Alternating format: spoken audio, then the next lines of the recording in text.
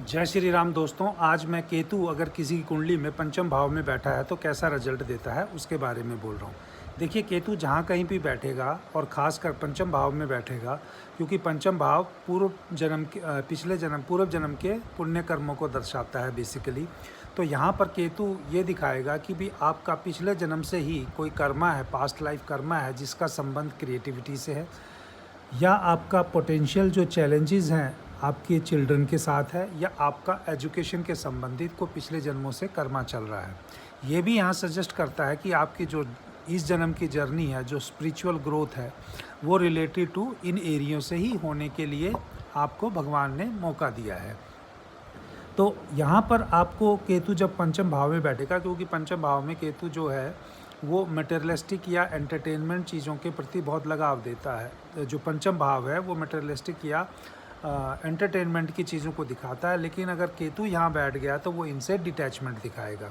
तो इस प्रकार से हम कह सकते हैं कि केतु पंचम भाव में बैठ गया तो इंडिविजुअल जो है वो क्राफ्टी हो सकता है, प्राउड हो सकता है, मतलब आप ये कह सकते हैं ईर्ष्यालु हो सकता है, डरपोक हो सकता है, या उसमें धैर्य की कमी हो सकती है, अधीर हो सकता है।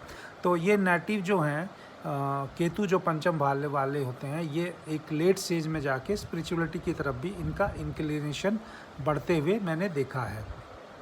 केतु पंचम भाव में आदमी को इमोशनल जो सेटिस्फेक्शन है उसमें भी कमी करता है, अगर खासकर केतु जो वहाँ पर किसी एफ्लिक्शन में हो। तो यहाँ पर जातक अक्सर अपनी लाइफ में जब केतु पंचम भाव में होता है तो स्ट्रगल करते हुए देखा गया है। तो यहाँ पर ये सब क्यों हो रहा है? क्योंकि as a result of past life karma, जिनको इस जीवन में, इस लाइफ टाइम में रिजॉल्व करना है। अगर वो जातक इन सब को रिजॉल्व करने के लिए लग जाता है तो उसको यहाँ पर कोई दिक्कत नहीं होती है। अगर रिजॉल्व नहीं करता है तो ये दिक्कतें उसकी जीवन में बनी रहती है।